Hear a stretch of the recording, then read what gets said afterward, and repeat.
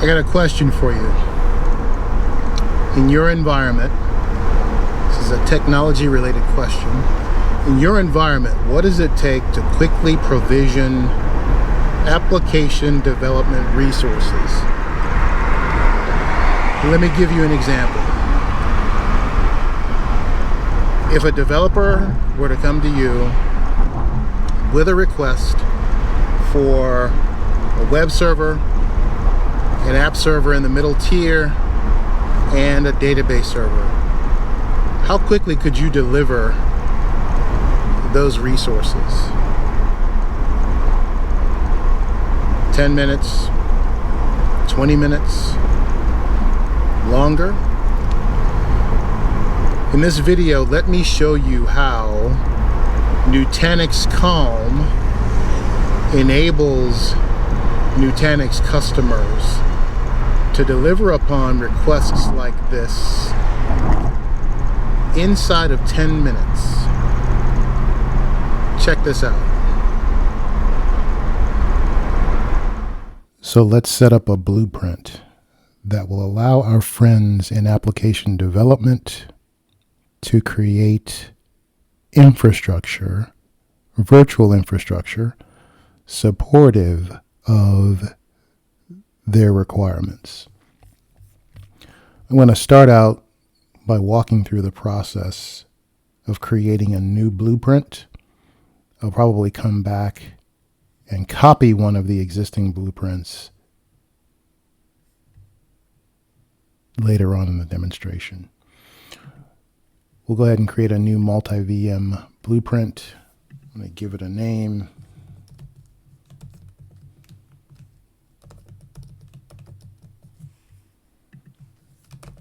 This is my description.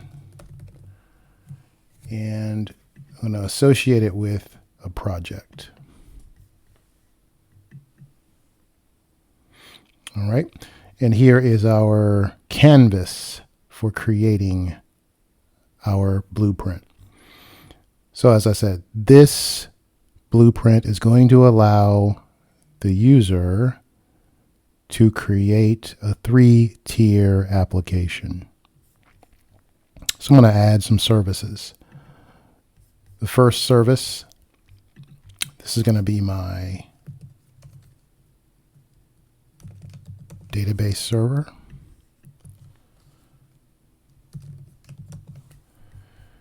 It's going to be based on the Nutanix platform. It's going to run Linux. As a matter of fact, I'm going to go ahead and import from the environment that I previously configured all the pertinent details that will apply to this blueprint.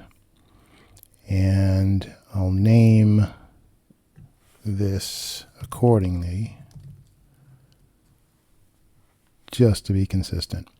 Now, as you scroll through here, you can see that all of the pertinent details for this particular service or server have been populated based upon the environment fitting for this project.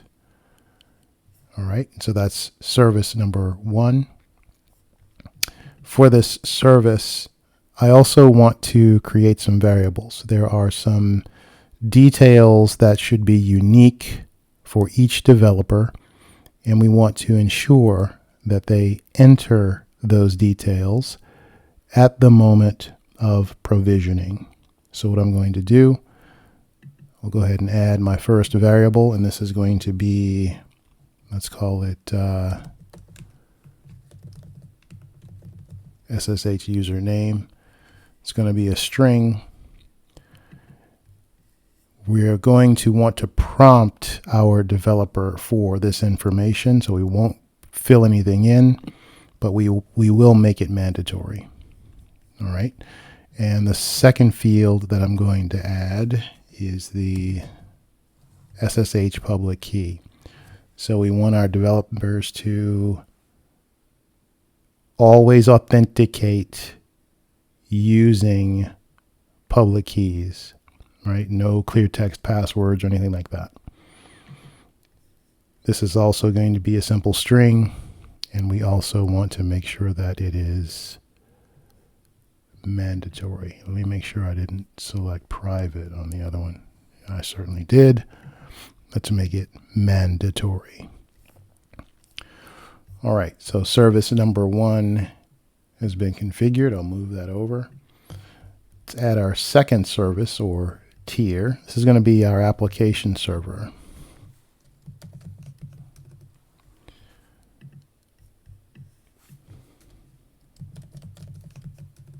All right, we're going to clone this from the environment as well.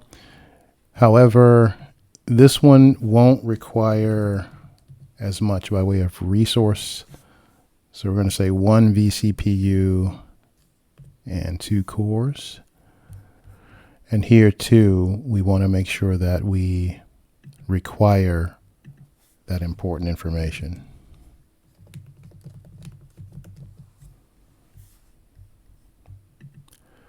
We want this to be mandatory. Same for the public key.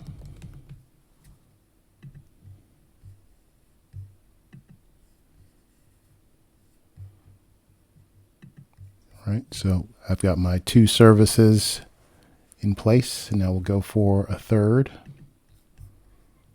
And this is going to be my web serving tier.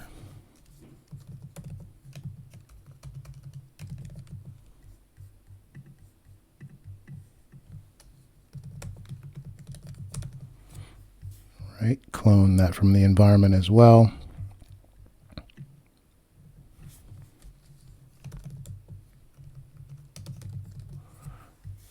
This one, a little bit more resource than the app tier. 2 vCPUs, 2 cores. All right. And maybe, as an example, I don't want this one to be based on CentOS. Maybe I want to deviate a little bit. And perhaps I'll set this one to be a SUSE Linux device. Simple as selecting it from the drop-down. And let's see, we also want to make sure that we require those same parameters.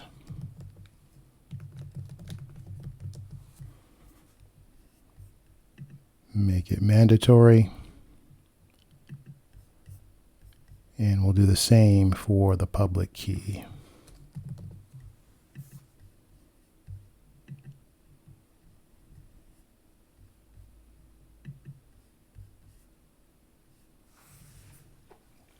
All right, now let's talk about dependencies. In a 3-tier architecture, obviously, 1 tier is dependent upon another, and that's dependent upon another. We can establish those dependencies right here in our canvas. So what I'm going to do is indicate that the app server is indeed dependent upon the database server. The web server is indeed dependent upon the app server. I can also say that the web server is dependent upon the database server, closing out that chain of dependency, if you will. And with that, we've created our deployment. Our application developers can utilize this to provision virtual infrastructure against which they can test their environments. You'll also notice that we've enabled showback so that we can communicate to our consumers what it costs to run the infrastructure based upon the resources that they are provisioning. In the next video, I'll take on the role of the application developer and show you how to go about utilizing these blueprints in Nutanix code. Hey there, thanks for watching. If you enjoyed that, please take a moment to click the like button, hit subscribe, and click the bell so that you get notified anytime I post new videos. Thank you for taking some of your time to explore the content on the channel. I hope you're having a great day, and you'll see me in the next one.